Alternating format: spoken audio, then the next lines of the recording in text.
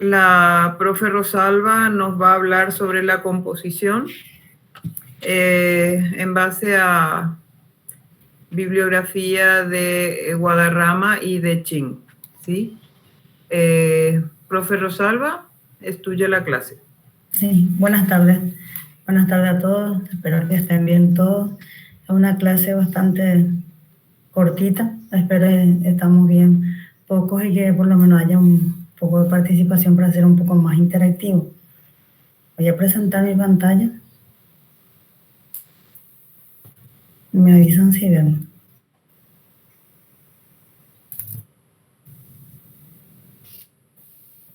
Se ve, Rosalba. ¿Se ve? Bueno, vamos a empezar haciendo una pregunta. Como ya comentó la profe, la bibliografía que manejamos nosotros en la composición arquitectónica son dos. René Guadarrama, es su libro Diseño, Arquitectura y Composición, y el de Francis de Chin, Arquitectura, Forma y Espacio. Y Orden. Ustedes ya habrán visto este libro de Francis de Chin. ¿Manejan, ya vieron en algún momento de proyecto o ya no lo usan como bibliografía? Es la primera pregunta. Sí, hace mucho, pero sí. Sí manejan. Sí, bueno. ¿Y el de René? El primer semestre se usa. El Sí, primer profe. semestre. Pues. Entonces van a participar ahora en la clase. Bueno, para empezar, pregunto si tienen alguna noción de qué sería la composición para ustedes. Al escuchar la composición, ¿qué significado les despierta? Las partes que está compuesta un todo. Muy bien. Una parte que componen un todo. ¿Qué más podría ser?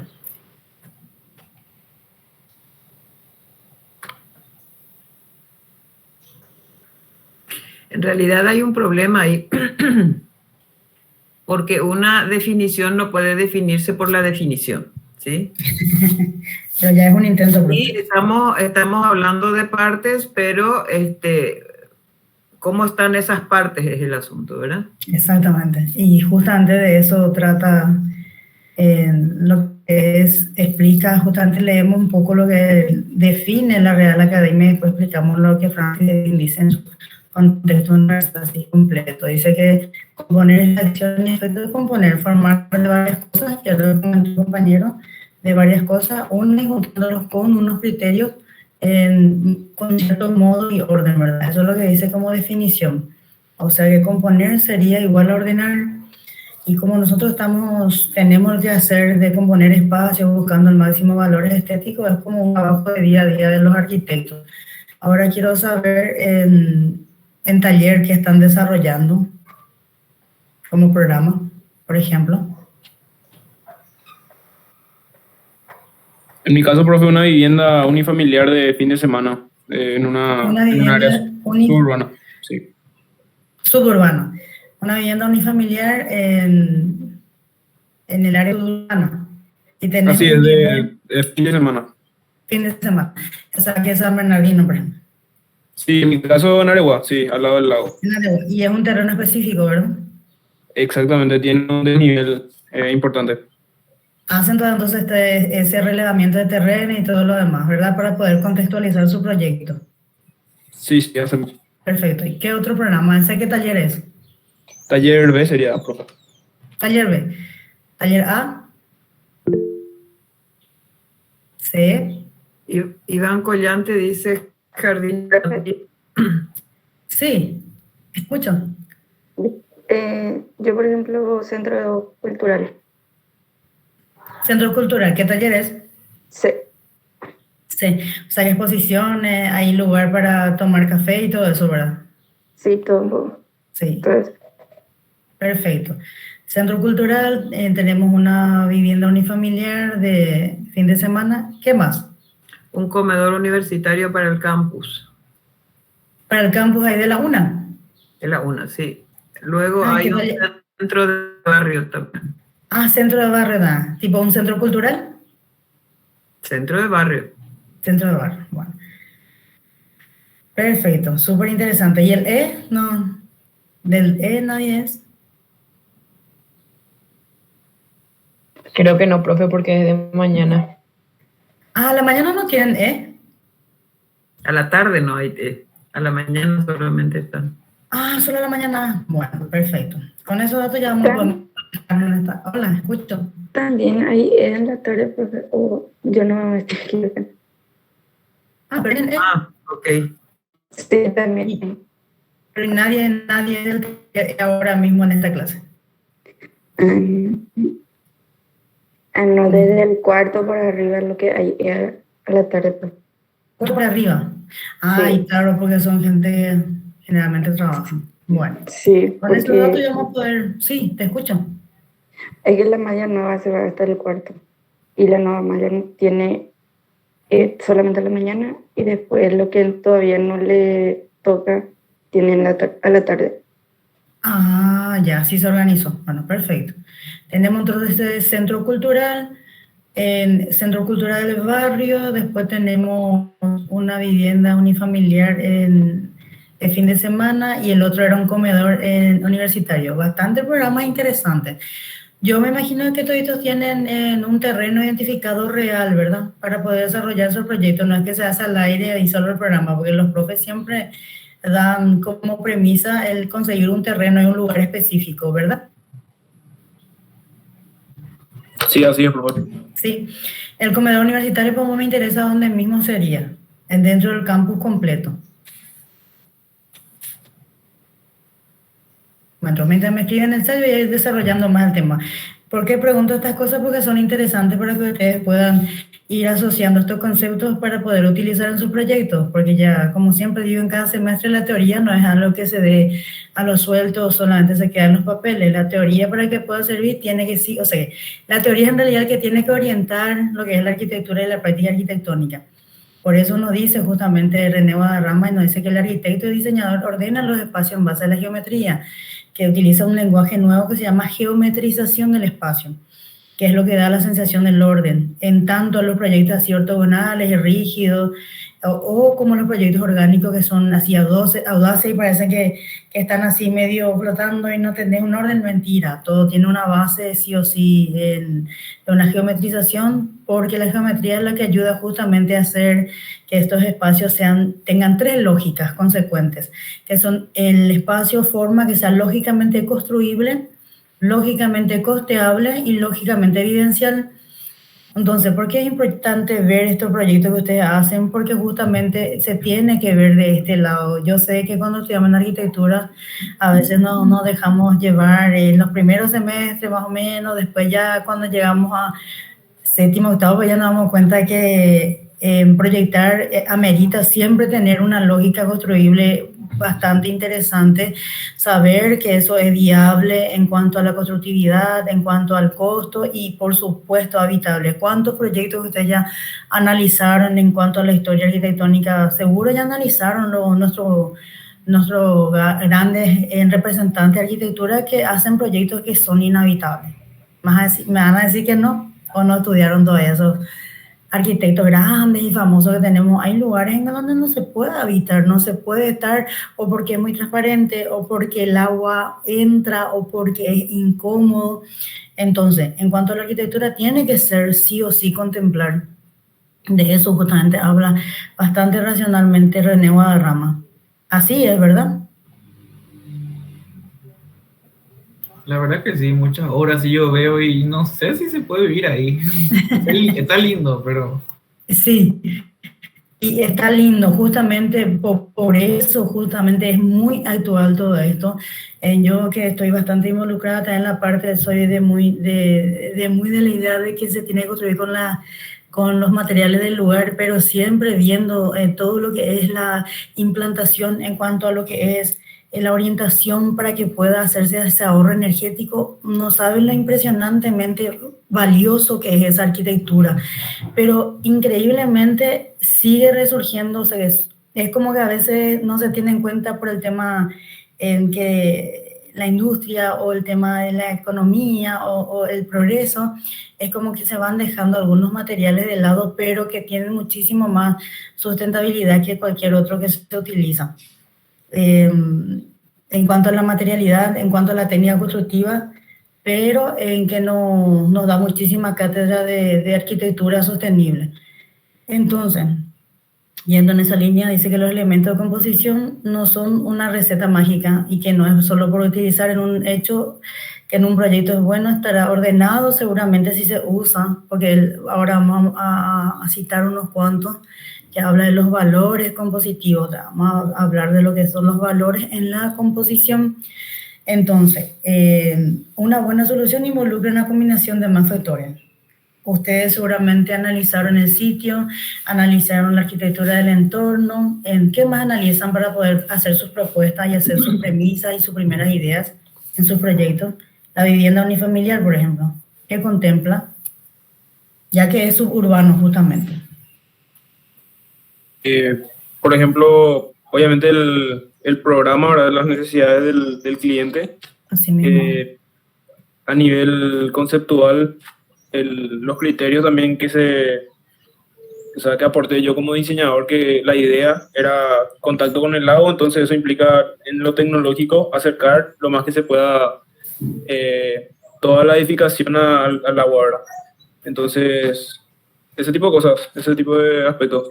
Y las orientaciones, por supuesto, del oeste, del norte, del sur, sí. Todas esas implicancias también conllevan. Bueno, espectacular. ¿Y el centro cultural? Perdón. El centro cultural en el lugar en Gran Asunción, en el interior, ¿cómo sería? En Loma Pután. Ah, Loma Pután, que ahí está nomás, lindo lugar. Sí, y ahí lo más llamativo, por así decirlo, del terreno sería el desnivel, que es de 3 metros, y los árboles que rodean el terreno. ¿Y ese 3 metros de desnivel sería contra la rasante o cómo sería? ¿Cómo es? ¿Ese 3 metros de nivel es en comparación a la rasante de la calle o con qué está comparado? Sí, de una calle a otra. ¿Perdón? De una calle a otra hay ese desnivel. Ah, ¿pero está hundido o está sobrelevado? Y hundido. ¿Hundido? Sí. ¿Pero te aceptaron el terreno? ¿Hay una propuesta para poder salvar eso? Y yo había propuesto primero poder adaptarme a ese desnivel y segundo también poder crear un espacio cognitivo, porque para poder atraer a las personas del barrio. Ah, perfecto, sí, interesante. Justamente vamos a tratar uno de los lugares más icónicos de Asunción, que tiene grandes niveles, pero que ahora mismo es revalorizado de una manera con uno de los valores compositivos que seguramente conocen, Loma San Jerónimo, ¿verdad?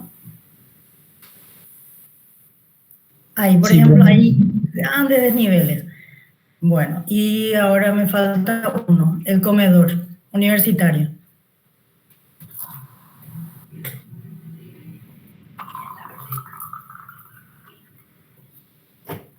¿Qué me pueden decir del comedor universitario? ¿Qué parámetros tuvieron en cuenta? ¿El lugar de reunión? ¿Dónde están las más facultades? ¿Cómo será? ¿Más alejado? ¿Más hacia la ruta? ¿Qué criterios tomaron? O sea, tomó la persona que está llevando eso en el campus. Lucía Aramí sí. Dice que es frente a la cúpula. En ya. Es como sería el centro de la UNA, porque está ahí arquitectura, está ingeniería, está FACEN y está agronomía, un poco más allá de economía, pero sería como el centro tipo más reunitivo por excelencia. ¿Está bien? Bueno. ¿Cuál terreno sería ese, Aramí? ¿O de frente mismo hacia la FADA? ¿O como cuál terreno sería para el comedor? ¿O el estacionamiento hacia la cúpula? ¿Hacia FACEN?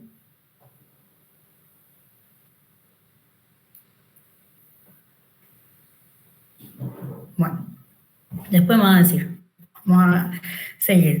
Geometrización del espacio. Le comenté que iba justamente a desarrollar más esta parte de la geometrización, que utiliza un lenguaje bastante interesante en términos que acuña justamente René Guadarrama, y nos habla de que justamente el proyecto, como estábamos hablando con el compañero, que tiene que ser una realidad contextualizada, no puede ser descontextualizado, y en sí mismo la obra arquitectónica que ustedes proponen tiene que ser viable. Entonces, ¿qué dice René Guadarrama respecto a esto? Dice que el arquitecto, consciente o inconscientemente, dibuja formas geométricas porque les encuentra en la naturaleza, ya sea en un cuadrado, un triángulo, una esfera. Todo eso se encuentra en la naturaleza y por ende siempre vamos poniendo de alguna manera en nuestras composiciones, y la manifestación plástica, de una forma por compleja que ésta sea, surge siempre de una geometría básica. Todas esas obras así de Frank Gehry, Zaha Hadid, toda esa gente que hace medio cosas extrañas, todo parte de una base de geometrías básicas, siempre para que se pueda hacer justamente esta geometrización del espacio, porque si no, no se puede tener, no se puede habitar, no se puede construir, y por supuesto en el proceso no se puede hacer un costeo de esto. Por suerte hoy ya tenemos más herramientas tecnológicas que nos ayudan a poder lograr estos objetivos en que son propios de un arquitecto. Bueno, pero justamente esta cuestión de utilizar, como les dije, formas básicas, no debería impedir, y hacer la posibilidad de seguir inventando formas y combinaciones de estas para poder agregarlas a las ya existentes, aunque siempre con su lógica de geometría, por más compleja que sea. Al tener bases matemáticas, que es la idea justamente de la geometrización del espacio, pueden ser más fácilmente ejecutables, controlables e independientemente de su dimensión. La geometrización del espacio, forma y constructividad están muy relacionadas. Entonces, justamente hablamos y desarrollamos esta parte porque para los 3 programas va a ser de diferente manera, seguramente por el programa que maneja cada uno de los proyectos que me están mencionando, pero sí o sí va a seguir una lógica para poder construir. Entonces, toda esta geometrización del espacio aplica para cada uno en su particularidad.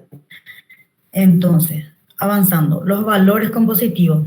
¿Alguien quiere leer? Así yo les dejo leer y le desarrollo un poco más.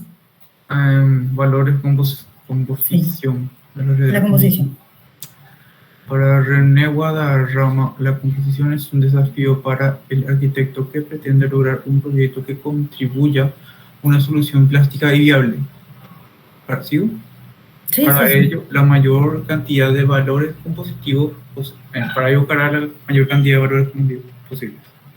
Así mismo. La habilidad compositiva es inherente de cada arquitecto, caracteriza a cada diseñador de espacios. Nadie da lo que no tiene. Santo Tomás de Aquino. Pero estas habilidades se pueden fortalecer o ejercitar para manejar conscientemente las características o valores propios de cada composición. Así mismo es. Entonces, desarrollando y enfatizando un poco más, cada uno de ustedes en su proyecto, yo me imagino que esto que me mencionaron es individual todavía a esta altura, ¿verdad? Ninguno es grupal, o alguno de los programas que me dijeron es grupal. Individual en mi caso, profe. Perfecto. En la Casa Cultural y el comedor universitario, Centro Cultural y comedor universitario, ¿es individual? En mi caso, por ejemplo, es individual y dual también, porque algunos hacemos solos y otros hacen dual. ¿Ese es el Centro Cultural? Sí. Sí. ¿Y el Centro Cultural de Barrio? Ese era en Loma Pután, ¿verdad? Centro comunitario. Centro comunitario. Ese es Loma Pután, ¿verdad? ¿Es individual? Sí, profe, individuales. Perfecto, individual. ¿Y el otro, el que es el comedor? Arami creo que era que dijo sobre el comedor. ¿Es individual? Individual, dice acá Arami. Individual, bueno, perfecto. ¿Qué pasa cuando estamos en desarrollo? Y desarrollo digo, porque justamente habla René Guadarrama de esa situación del arquitecto y del componer de cada uno de los arquitectos, porque tenemos un universo, cada arquitecto, cada uno en su mente, acorde a su vivencia, acorde a su estudio. Vamos a desarrollar más adelante, que justamente lo que hace es que en esta etapa yo considero que hacer dual es una crisis total, porque los dos tienen un mundo en su cabeza y una idea de la situación, que ponerse de acuerdo con un proyecto para mí que es complejo todavía. En mi opinión, yo creo que tendría que ser un poco más adelante, pero igual tiene que ponerse con el compañero justamente de acuerdo para poder hacer esa, va a haber muchas más restricciones, a menos que suceda lo que generalmente sucede, y nadie me va a contradecir en esto, porque yo también fui y sigo estudiando, es que una persona nomás hace el trabajo.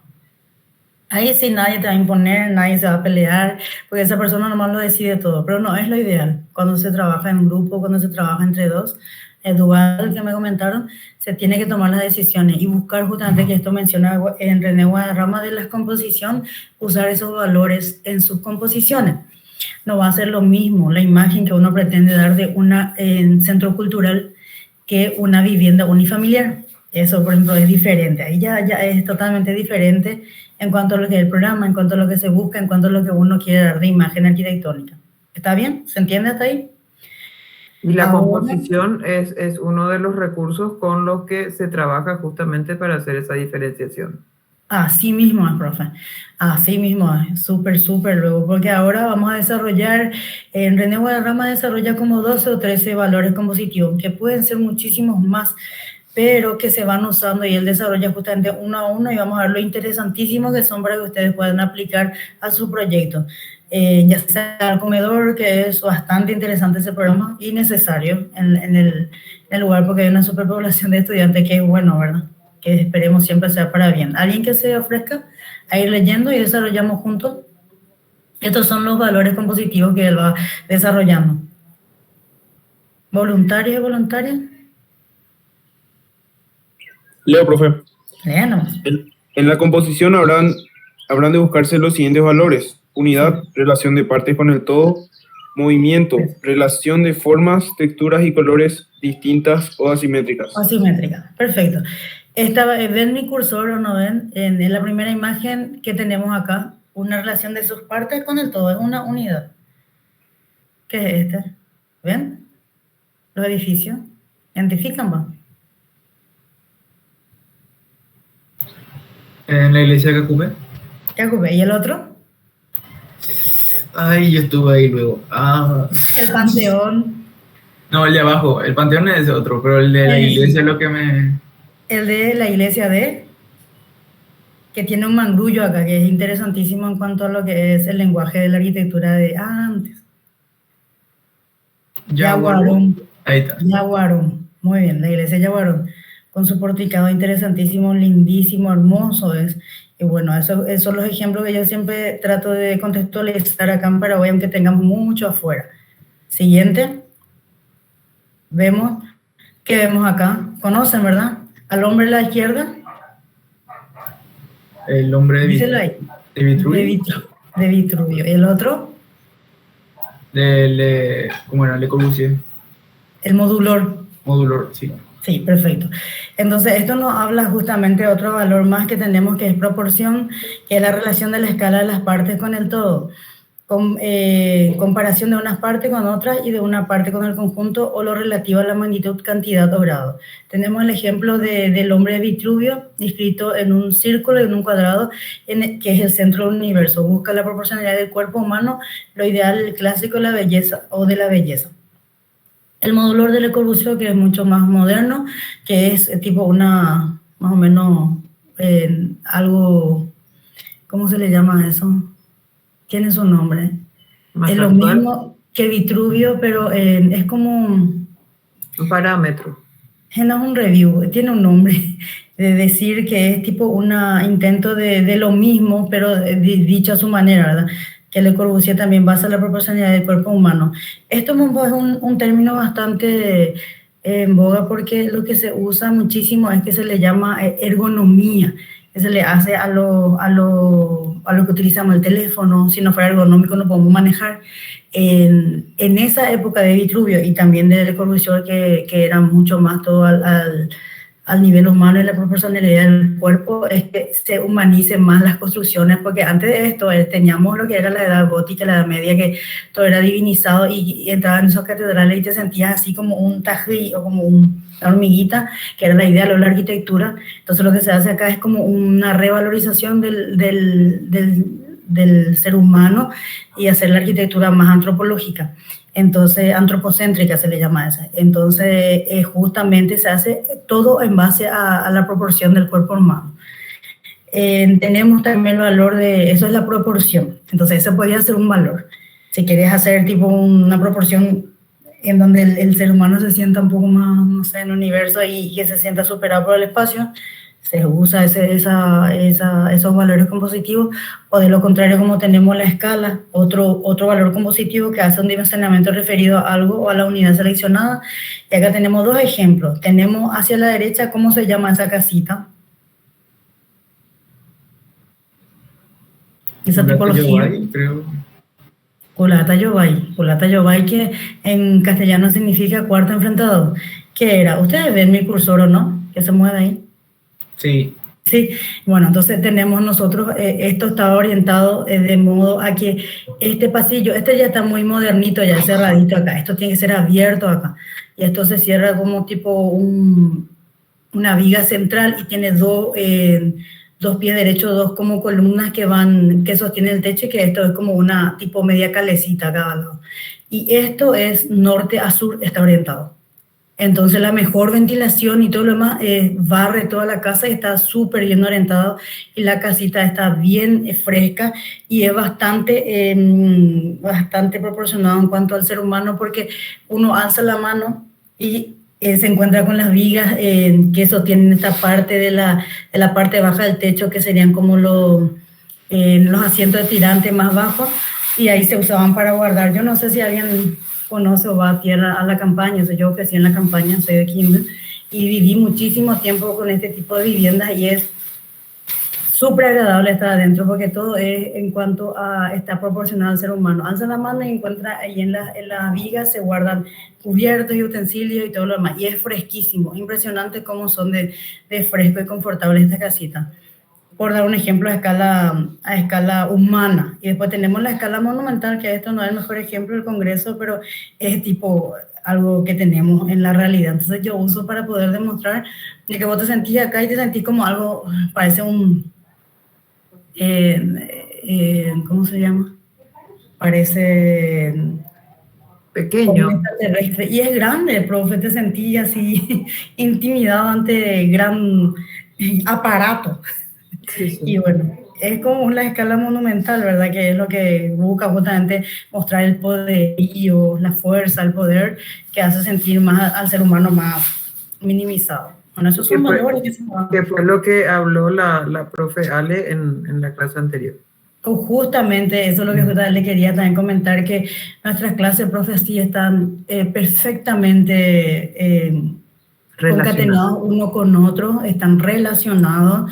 Van a ver después el profe Carlos lo interesantísimo que son sus clases en cuanto a lo que es sustentabilidad y los conceptos de sostenibilidad y sustentabilidad de la construcción. Y bueno, por eso el de la profe ya desarrolló el tema de las escalas, y este es uno de los valores compositivos que pueden tener en cuenta para su proyecto.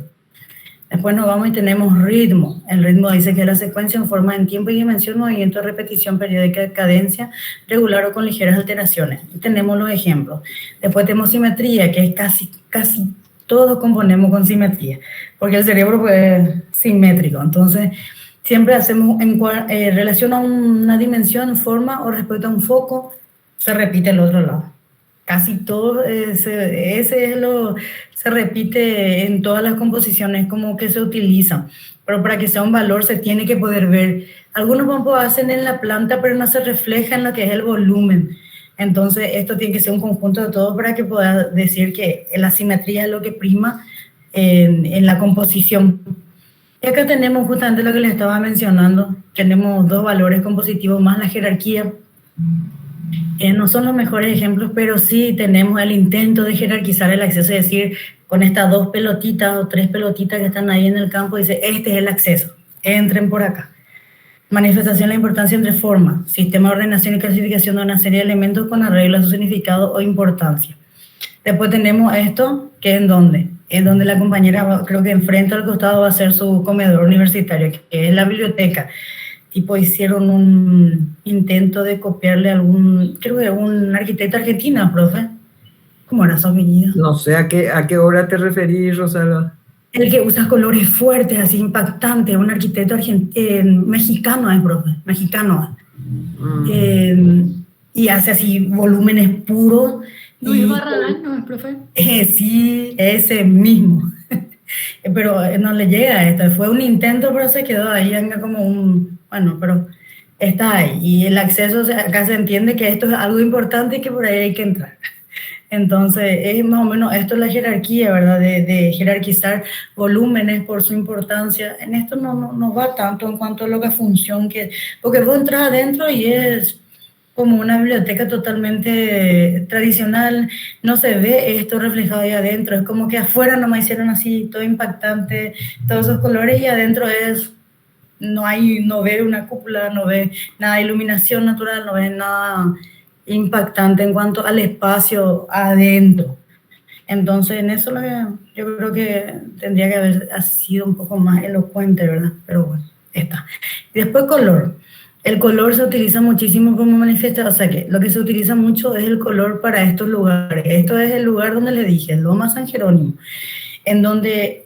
yo sé que en Colombia y Bolivia también se utilizaron esto en algunas ciudades para revalorizar, donde no es que arrasás y echas todas las casas y haces como tiene que ser, todo lindo, chuchi, no.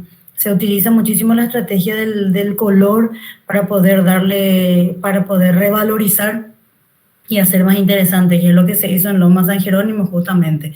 Y rescato esto porque el color es una estrategia también, es un valor compositivo que pueden utilizar, ya sea para su casa de fin de semana, para su comedor en el campo, porque no puedes hacer un lugar acá y te tiene que ser algo arquitectónicamente armonioso con el entorno, que a los estudiantes les parezca interesante y que por supuesto el arquitecto también deje su impronta y que sea algo plástico y lindo.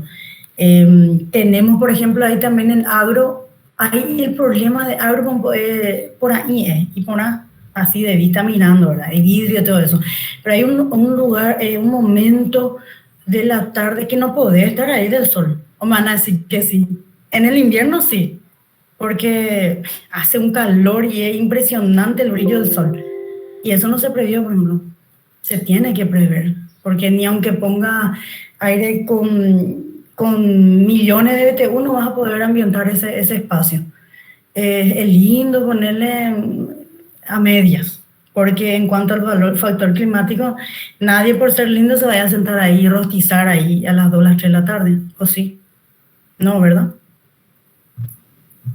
Entonces todo eso, el tema del comedor y el centro comunitario tienen que estar pensando qué valores pueden implementar para que pueda estar en contexto con el entorno y con las necesidades o con las exigencias de confort de los que van a utilizar. Después tenemos textura, que justamente, yo no sé si ustedes ya vieron, textura es característica de los elementos de usar perceptibles sensorialmente. Esto yo no sé si ustedes ya vieron, en algunas partes yo creo que ya vi en algún, no sé si shopping o alguna vereda, este tratamiento inclusivo. ¿No vieron todavía ustedes? Sería interesantísimo que ustedes apliquen esto en sus proyectos, porque somos bastante insensibles con la gente no vidente o que no puede ver. Y esta lectura para ellos es espectacular. Este pompol que tiene así la listita así larga, significa que tienen que seguir, y estos puntitos, es tan sencillo que es un lugar de remanso, un lugar donde tienen que descansar y parar. O sea que hay un cambio de dirección, significa eso. Estos pequeños detalles, por ejemplo, son interesantísimos, importantísimos, y se usa muchísimo ya en otros países, y se exige que se ponga como algo de por sí ya en el proyecto. Ya creo que en su reglamentación algo así ellos ya ponen. Entonces sería interesante este valor compositivo de la textura tener en cuenta también en los espacios para poder diferenciar los espacios interiores, exteriores y todo lo demás. Después tenemos el tema del equilibrio. ¿Conocen esto? Conocen, por ejemplo, el de la derecha. Hotel Guaraní. Muy bien, Hotel Guaraní. Pero se dieron cuenta que está un poco girado, ¿verdad? Entonces, y este es el Sydney, el de la ópera. La palabra equilibrio, papanda y cuapeguá, ese no es de acá. Este puse porque era así, tipo, para como está ahí más o menos entender lo que es el equilibrio. Es que la palabra justamente habla y sugiere de partes iguales, un balance entre varias cosas. En el diseño, el equilibrio no siempre tiene que ser logrado exactamente, ni matemáticamente, sino que más bien es apreciativa.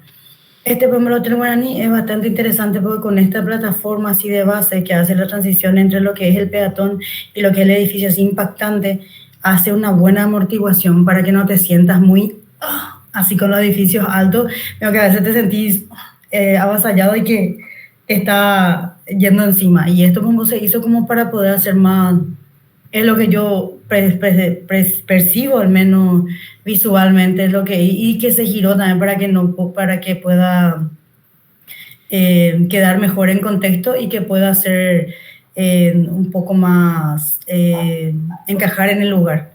Es lo que yo pienso. Uno pasa por acá y no siente la desafiante altura del edificio implantado, sino que esto amortigua todito, lo que es la plataforma. Esto. ¿Se entiende el concepto de equilibrio? Es lo que tienen que buscar en sus proyectos también, siempre no es exagerar o disminuir demasiado por una cuestión, sino que siempre hay un equilibrio entre todas las partes que se tienen que estar desarrollando en el proyecto. Después tenemos por último los dos valores compositivos, que son la modulación, que siempre usamos modulación, pero es otra cosa, es que la modulación se vea en el edificio y que se sincere, no es que generalmente se hacen las modulaciones de proyectos porque son lo que justamente hacen que el edificio se sostenga, pero eso se oculta con algunos paneles, con revestimiento, con pintura, con lo que sea. Y otros, sin embargo, se sinceran y dicen, esta modulación es la que usamos y es un valor compositivo y es bastante aceptable si se usa y se utiliza de manera adecuada. Entonces, la modulación es la que se utiliza cuando el diseño se efectúa bajo una repetición de elementos iguales o ritmos combinados o tenía una red de trama. Orden, relacionar los elementos mediante proporción, principios establecidos. Las reglas que figuran dicho orden pueden ser por figura, tamaño, color o textura.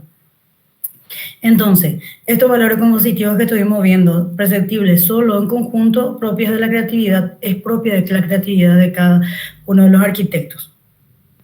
¿Está claro hasta acá los valores compositivos? ¿Tiene alguna pregunta o duda? Claro. ¿Está claro? Qué suerte. Van a aplicar en su proyecto, que es lo más importante. Entonces, justamente como estábamos hablando al principio, ¿verdad? Esto como para adentrarnos un poco en lo que Francis Detsching también aporta bastante en este tema de la composición, que un diseño nunca podrá manifestarse correctamente si no está compuesto. O sea, que sí o sí tiene que estar compuesto. No puede estar así a lo loco tirado y hacer las cosas, sino siempre todo, por más que parezca desordenado, tiene un orden, que es la composición. Entonces, la composición es la culminación del proceso del diseño arquitectónico. Y este componer es la parte del quehacer del arquitecto que requiere un antecedente, que es lo que le estaba diciendo, que es la técnica que uno va aprendiendo. Yo no sé si algunos son de colegios técnicos, ya venían en construcción o no, pero se va aprendiendo poco a poco con la formación que ustedes están teniendo y todo eso después se vuelca en una composición o en un proyecto arquitectónico que van haciendo. Ahora, con sus proyectos seguro están quemando bulbo ahí para poder sacar una idea inicial, una premisa, en la idea fuerte. ¿Así se le llama todavía hasta ahora? ¿Cómo se le llama a la primera idea de esos proyectos? Escucho. Idea fuerza, premisa. Idea generadora puede ser, profe. Muy bien, idea generadora. Idea generadora, perfecto, sí, que es lo inicial que van proponiendo, porque siempre se van para el proyecto, siempre tienen unas ideas fuertes y tienen una preconcepción de lo que en realidad quieren hacer. Y bueno, ahí nace todo. Y después se vuelca en el papel, primero acá y después se vuelca en el papel, no al revés. Bueno, entonces también tiene antecedentes históricos, psicología, la sociología, la escultura, la pintura y la escultura y el sentido de la espiritualidad. En todos estos campos, entonces la composición y el orden se manifiesta tanto individualmente como integrado a actividades múltiples. Bueno, Francis Detsching complementa lo que justamente, independientemente de un señor que entre ellos no se conocen, pero coincide en cuanto a lo que es para decir que nosotros, para componer, lo que le estaba diciendo, el compañero que tiene loma puesta y que tiene una depresión de 3 metros, se puede sacar un buen partido, se puede sacar interesantísimo, pero tiene que tener en cuenta muchísimas razones, muchísimas imposiciones del terreno, que son los ejes, la referencia y los niveles y las relaciones. En ese aspecto lo que yo digo. Y lo mismo el terreno de la casa, hay que ver también qué relación tiene y cómo está desarrollado el terreno, todo en cuanto al contexto y en cuanto a la realidad intrínseca del terreno. Entonces tenemos también la gente ahí que está haciendo en el campo, la compañera que está haciendo en el barrio, el centro comunitario. Entonces, en todos esos casos, por más que los programas sean distintos, sí o sí van a tener en cuenta los ejes, la referencia, los niveles y las relaciones de lo que es la calle, el terreno y todo eso. Por eso es que le estaba preguntando su proyecto, porque eso hay que, justamente la teoría nos habla todo esto de cómo proceder en esos aspectos y que hay que considerar. Tenemos los ejemplos de que uno se pone, ve la realidad del terreno, después ve la idea fuerza que uno quiere sacar, la idea generadora que quiere hacer, entonces quiere darle más potencia. Es rellenar esos 3 metros, es medio inviable. Aprovechar eso para una escalinata, aprovechar eso para una bandeja y visual. O sea que se busca la manera y cómo aprovechar para tener una buena vista en este lugar, por eso girar, para poder entre la calle y esto tener una mejor visual. Lo que el compañero comentó, el tema del lago. Hay que ver el lago en donde tiene la mejor visión en cuanto a lo que es la calle, en cuanto a lo que es su realidad lindera. Entonces, todo eso es lo que nos va mostrando justamente en estos ejemplos Francis Desching en la composición. Bueno, todo esto acorde a lo que uno tiene en su idea fuerza. El compañero Moya dijo que su idea generadora sería el tema de la vista del lago. Y toda la composición entonces se va a volcar a como una idea generadora fuerza, ver el lago. Eso sería, yo no sé quién dijo eso, pues no puedo verle nomás. Sí, profe, en realidad, sí, así sería la idea. Y el partido sería una casa muelle. Y también, ya, una casa muelle. Casa muelle, sí. Así luego le puse el nombre. Y decirte también que mi terreno tiene 5 metros de desnivel en 20 metros de largo, o sea que es un precipicio realmente. No, pero a ver, 5 metros en realidad es de nivel. Y decime, esas curvas de nivel, en cuanto a la calle, que es la rasante, ¿está arriba o está abajo? El primero del terreno, desde la calle, sube un metro hasta un punto y luego baja los 5, o sea que estaría 4 metros por debajo del nivel de la calle. Sí, es un desafío, bro. Pero vas a sacar un interesante proyecto, siempre considerando justamente lo que nos dice Francis Desching, los ejes, las referencias, los niveles y las relaciones. Pero interesantísimo, en casa muelle, interesante, muy interesante. Y se puede sacar buen partido. Qué buen proyecto, parece buena idea. Y el del compañero que tiene en Loma Putá, quería usar como un lugar reunitivo, lo que era ese espacio, aprovechar ese 3 metros de presión. Así entendí, el de Loma Putá. Sí, profe. Y la implantación tendría más o menos una forma de L, ¿verdad? Para en que se marque ese espacio. Es como un espacio así abrazador. Sí, exactamente. Interesantísimo. Entonces aprovechar ese espacio afuera para poder ser un espacio reunitivo, para conciertos y para esas cosas, ¿verdad? Y sí, para pequeños encuentros de la comunidad, ¿verdad? Sí, exactamente. Sí, interesante. Viste, que la teoría te da justamente las premisas, o sea, que te da esas pautas para poder aplicar en todos estos proyectos así, interesantísimo. Y acá justamente nos habla de cómo ir acomodándose respecto a la calle, si quieres cerrarte en claustro, si quieres abrirte, más o menos hacer tipo una cuestión mixta, abrirse y cerrarse. Y después, por último, nos muestra justamente en esta relación. Porque a veces nosotros conseguimos un proyecto en cuanto a la planta nomás, pero nosotros los arquitectos tenemos que tener esa visión de 3D, 4D, por ahí, de tiempo, espacio también, de cómo se va a ver, cómo en el paso del tiempo eso se va a ir desarrollando. Y acá nos muestra justamente esa relación en cuanto a lo que es en planta, la importancia de todo esto, le va a poner unos numeritos de cómo se implanta en el espacio, en el terreno, con sus realidades, con sus ejes, con sus niveles y con sus relaciones, y muestra justamente esa importancia también en cuanto a lo que es el volumen de los proyectos. Después tenemos desarrollado el tema de los sistemas.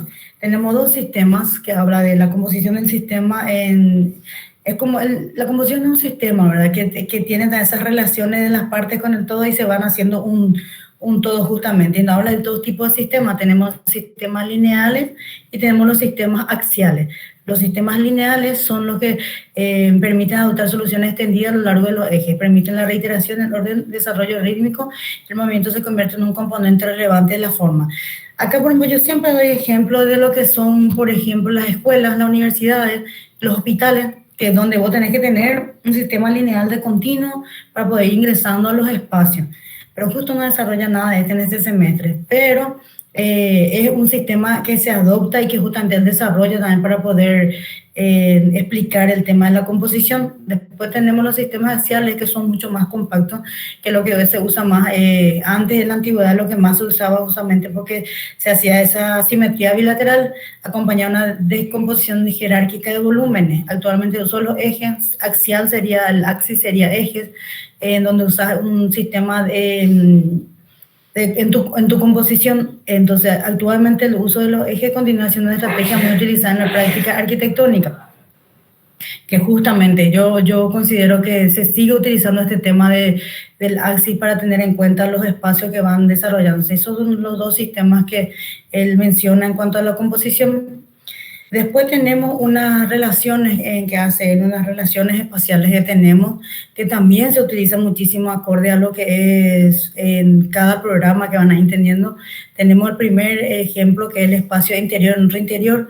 Cuanto más crece el espacio contenido, disminuye el espacio continente. El segundo sería el espacio conexo, en donde dos espacios tienen un contacto mínimo, y el tercer espacio es como que tiene una independencia de espacios otra vez. Esos serían los espacios conexos.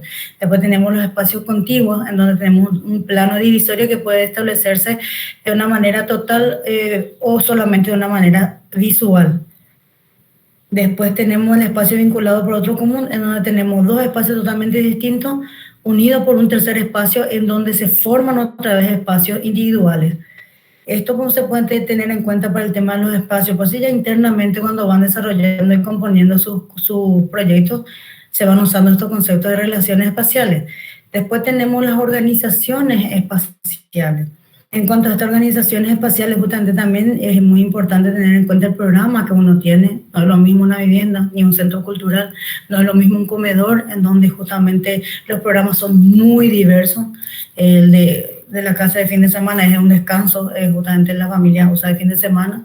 El espacio del comedor se usa todos los días hasta el viernes y después descansa, o sea que tiene varias exigencias los programas distintos. Y el centro cultural, dependiendo de si se abre todos los días o si se abre fin de semana y todo lo demás. Entonces esa organización espacial se tiene que tener en cuenta en cómo se va a hacer esa organización, esa distribución. Tenemos el central como espacio central dominante, en torno al cual se agrupa un cierto número de espacios secundarios. Puede ser, no sé, el comedor, digo, en el centro, y después las mesas y todo lo demás. Es un ejemplo. Lineal, secuencia lineal de espacios repetidos. Después el radial, de donde tiene el centro, y desde que se va extendiendo radialmente según organizaciones lineales. Después la agrupada, que es lo que más se utiliza en realidad, en donde se agrupa espacio en base a proximidad, participación de un rasgo visual común o de una relación. Generalmente las casas son estas. Y después en trama, que es más organizado, un espacio donde tiene un espacio interior de una trama estructural o cualquier trama en forma tridimensional. Eso serían las organizaciones, los ejemplos de organizaciones espaciales. Después nos vamos a cuanto a la circulación. Siempre pregunto en los semestres, que antes como nosotros los profesores nos decían, en tanto porcentaje de circulación nomás, porque odian los caminos porque son desperdicios, decir, pero no es tanto así. Justamente la circulación nos habla de que se concibe como un hilo perceptivo que vincula los diferentes espacios de un edificio y que reúne cualquier conjunto de espacios interior o exterior, y que dado que nos movemos en un tiempo a través de una secuencia de espacios, experimentamos un espacio con relación al lugar que hemos ocupado anteriormente y al que la continuación podemos acceder. En este capítulo presentamos los componentes fundamentales del sistema de circulación de un edificio en cuanto a elementos positivos que influyen en la recepción de relativa forma de espacio constructivo. Les sigue diciendo a los profesores que tengan cuidado con su circulación. Por ejemplo, si una circulación termina en una pared, ahí lo le van a aplazar, sí o sí. Si termina en la nada, no, le ¿Le sigue hablando así el profe? ¿Qué le dice la circulación? No le dice, pongan camino por todos lados, pongan la circulación por cualquier lado. O sea que tiene que tener al menos un sentido de lo que vamos a hacer con la circulación. Por lo menos un sentido y no terminar en la nada. O sea que eso sigue siendo un énfasis entonces en cuanto a componer. Por eso que es importantísimo justamente tener en cuenta ese camino en que se va a, o los espacios de circulación que uno tiene que tener en cuenta. No es lo mismo la circulación que se tiene que tener en un centro cultural o la circulación que se tiene en una vivienda, por ejemplo. En eso estamos de acuerdo, por la cantidad de viviendas, por la cantidad de personas que utilizan ese espacio, ¿verdad? La significancia de cada uno, ¿verdad?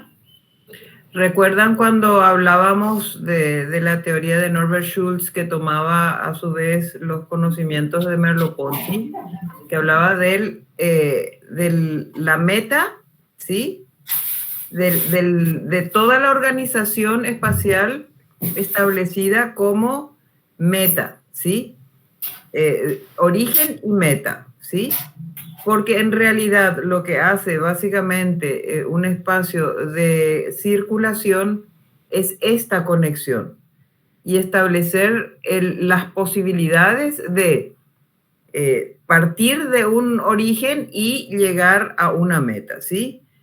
Si yo quiero ir de la cocina yendo a un espacio muy conocido que es la vivienda, si yo quiero ir a la cocina o de la cocina al estar o al comedor, entonces hay un espacio, ¿sí? Desde el origen, que sería la cocina, y la meta, que sería el comedor, ¿sí? Y eso normalmente tiene una conexión que es el espacio de circulación, ¿sí? Así mismo es, por eso seguramente depende muchísimo del programa y el objetivo que uno tenga, como justamente acertadamente dice la profe, que no va a ser lo mismo de ir a un comedor, a una cocina, que apreciar el lago, que va a ser de la vivienda su idea fuerza, o en la comunidad justamente en ese espacio cerrado. La circulación seguramente va a circundar eso para que pueda volcarse a eso de todo el edificio, volcarse a ese espacio central que va a ser comunitario. Y bueno, por eso justamente es interesante tener en cuenta la circulación, porque es justamente lo que apoya todo esto. Y vamos a ir desarrollando justamente los elementos de la circulación, que son varios. Uno de los primeros elementos sería la configuración de ese recorrido. ¿Qué configuración le damos a ese recorrido? Vemos la pequeña imagen acá de Francis de Ching, justamente hace como unos esquemas y va mostrando. Podemos tener una configuración, pues la configuración es lo que cómo va formando la circulación en cuanto a los espacios que tenés compuestos. La lineal sería una circulación que es lineal, justamente por consiguiente un recorrido recto que puede ser elemento organizado básico para una serie de espacios. Además puede ser curvilíneo, cementado, cortado por otras circulaciones, ramificaciones y formar lisos o bucles, como justamente muestra la imagen. Después tenemos el segundo, es el radial, que tenemos la configuración radial, se compone de unas circulaciones que se extienden. ¿Ustedes me escuchan bien? Porque hay mucho ruido en mi entorno. ¿Me escuchan? Sí, profe. Sí, pero se escucha bien.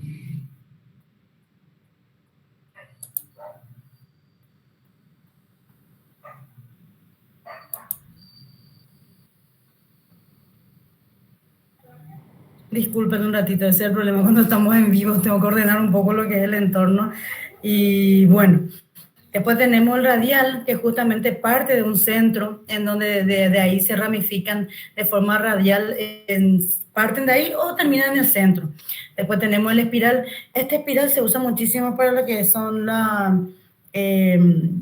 ¿cómo se llaman esos lugares donde se exponen cuadros, esculturas?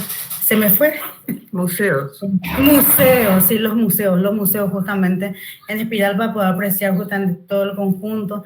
Después tenemos, eso sería el tercero, Después el cuarto sería en trama, que es una configuración en trama, dispone los conjuntos recorridos paralelos que se cortan a intervalos regulares y crean unos campos espaciales cuadrados y rectangulares.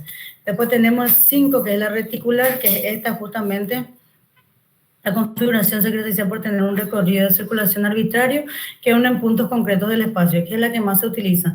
Es uno de los que más se utiliza, y el sexto, que es la compuesta, que en realidad es lo que más utilizamos, es para la configuración del recorrido, que es una mezcla de varios de los anteriores que íbamos citando. Eso sería en cuanto a lo que es elemento de la circulación, configuración del recorrido. Después de la configuración del recorrido tenemos las relaciones espaciales, que son bastante interesantes e importantes en cuanto a lo que queremos lograr, justamente como la profe estaba explicando. Tenemos 3 ejemplos que vamos a explicar de manera así sintética y lo más objetivo que se pueda. En cuanto tenemos, el primer ejemplo es pasar entre espacios, en donde tener los espacios de un lado, la circulación atraviesa todo, pero no interviene en ninguna de la integridad de los espacios se mantienen íntegros. El recorrido puede ser flexible, vincula los espacios, pero el recorrido no penetra ningún espacio. Ese sería uno de los primeros ejemplos. Entonces, justamente tenemos el resumen acá en este dibujo superior, donde tenemos el espacio, pasar entre espacios, en donde no se accede a los espacios, sino se accede de manera secundaria. Después tenemos el segundo, que sería este ejemplo, en donde atravesamos los espacios. Esto, cuando la circulación lo que busca es justamente apreciar internamente esos espacios, entonces atraviesa esos espacios y se puede ver justamente internamente. Al cortar estos espacios, entonces el recorrido crea otros residuales y una circulación interior. Después tenemos el tercer ejemplo, que termina en un espacio. Eso se usa muchísimo en los palacios allá en Francia, y esos palacios de Versalles, eso donde tenés un recorrido de miles de metros, en donde termina en un espacio interesante, que es justamente el palacio. Entonces, depende muchísimo lo que quieras lograr en tu composición o en tu proyecto, para que apliques uno de estos 3 tipos de relaciones de recorrido, que son pasar entre espacios, atravesar espacios y terminar en un espacio. ¿Se entiende esto? Sí, profe. Sí, perfecto. Entonces pasamos al siguiente, que es justamente otro de los valores compositivos, que es la aproximación al edificio. Hacer una aproximación de este... tenemos 2 tipos o sea, que tenemos una aproximación al edificio, que son la visión a distancia de ese edificio, y después cómo se concreta justamente ese acceso al edificio. Tenemos un gran monumento, una gran edificación, entonces hay que hacer una aproximación a ese edificio y poder caracterizar y decir que este es el acceso. Eso sería uno de los elementos también de la circulación, y el otro sería el acceso al edificio. Los que se van por Asunción van a ver que generalmente tenemos una escalinata, porque las viviendas por las colinas de Asunción, en la mayoría de las construcciones tienen desnivel en cuanto a la rasante. Uno sí o sí tiene que subirse por lo menos unas cuantas escalinatas para llegar al interior. Al menos todo lo que yo veo ahí cerca de mi trabajo, yo veo que son así. Entonces, ese acceso al edificio, ¿cómo se da también? Del exterior al interior. Eso es uno de los valores, es uno de los elementos de la circulación, que será interesante desarrollar en cuanto a lo que es la vivienda, en cuanto a lo que es el centro cultural, en cuanto a lo que es el comedor, a dónde va a tener acceso, va a tener preferencia una calle, va a tener preferencia la biblioteca o el centro auditorio, la cúpula, eso. Entonces tiene que ver qué medidas tomar para poder hacer ese acceso al edificio, y a qué de las referencias del entorno le va a dar esa importancia para poder acceder. Y como para poder concluir, es la forma del espacio de la circulación. ¿Qué forma se le da a ese espacio de circulación? Ya sea al exterior, o como les comenté, justamente tenemos acá una protección a lo largo de esto. Después tenemos el tema del tratamiento en cuanto al diseño para no videntes. Y después tenemos la forma en cuanto a galerías, las tribunas, las escaleras. ¿Esto dónde sería? ¿Conocen, verdad? ¿Dónde es?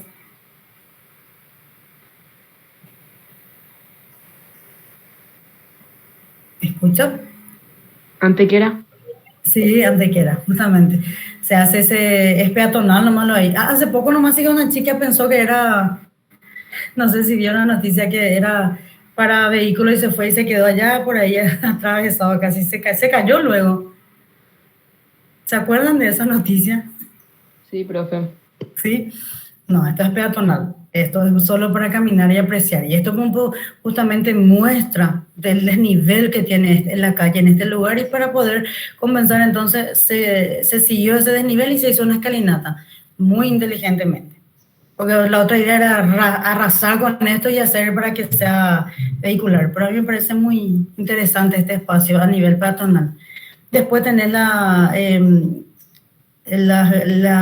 para poder observar, en cuanto para observar el lago, seguramente va a tener estas terrazas, el compañero, para apreciar, para poder quedarse, no solamente desde la vidriera mirar desde adentro de la casa, seguro va a tener un espacio de descanso, un espacio para poder estar al aire libre y apreciar ese hermoso regalo de la naturaleza que es ver y conectarse con el espacio exterior.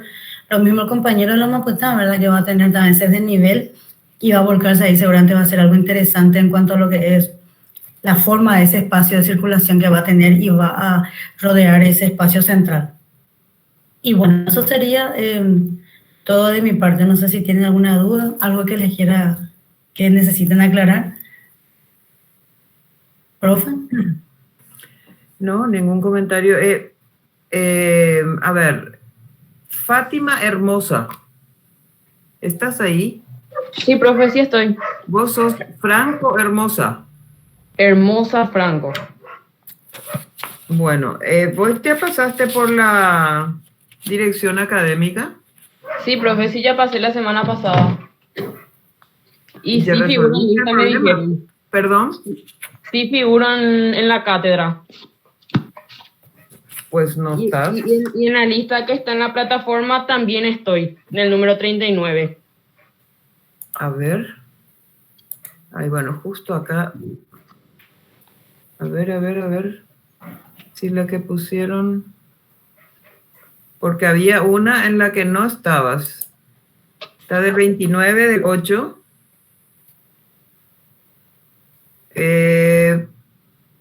Perdón, me decías, Hermosa Franco sos entonces. Hermosa Franco. Ah, bueno, por eso es el... Ah, correcto, sí estás. Sí. Bueno, perfecto. Y está, a ver, ya que estamos en esta cuestión,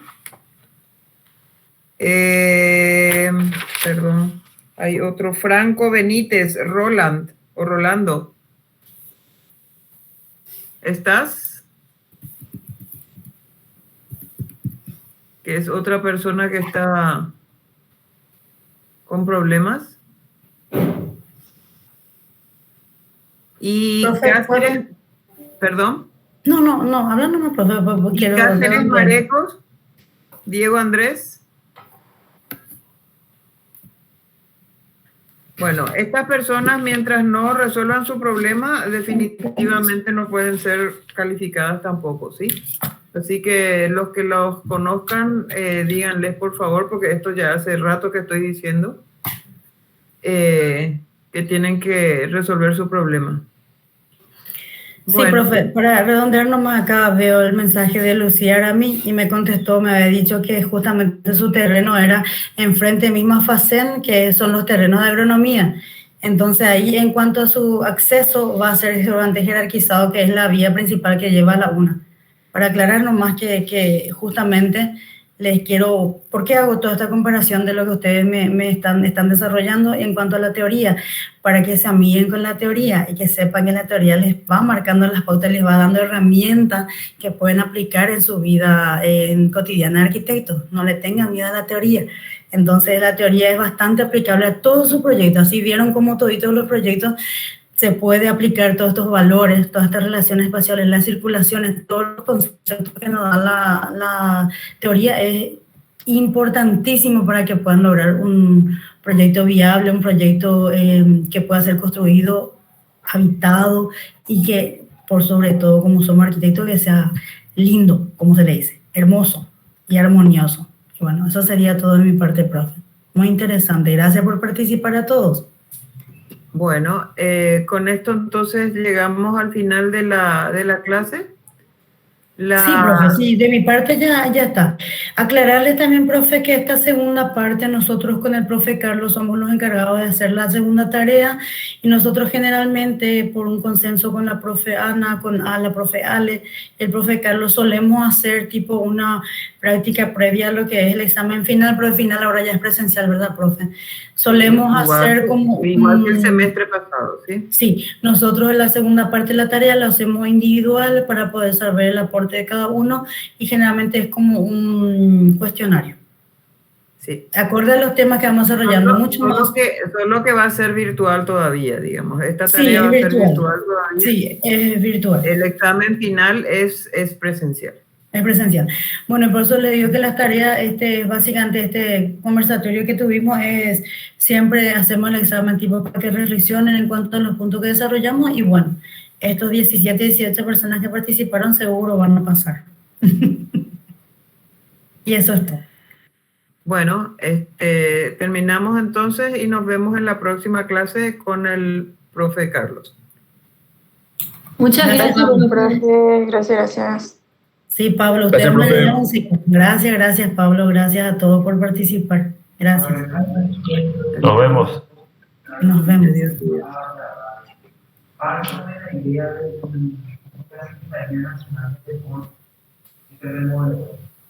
2.500 horas, 2.500 capacidades.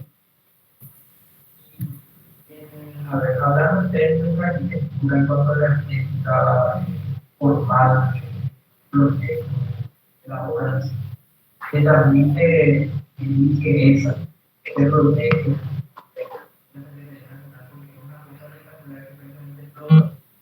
Es interno, la pregunta aquí depende mucho, es muy agradable. La gran función que tengo es tener la dimensión de las pistas encima.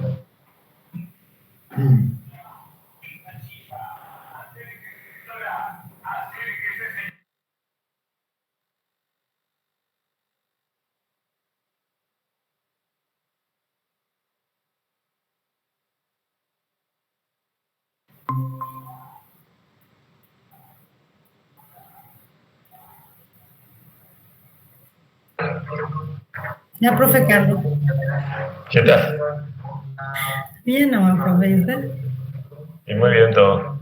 Qué suerte. Y la profe ya salió rápido. Salieron las dos profes y nos veríamos entonces la próxima semana. Yo creo que la próxima semana tenés tu clase, profe. Dale. Sí, suerte. Nos vemos. Nos vemos, Nos profe. vemos. Dale, Chao, chao. chao, chao. Chao, chao.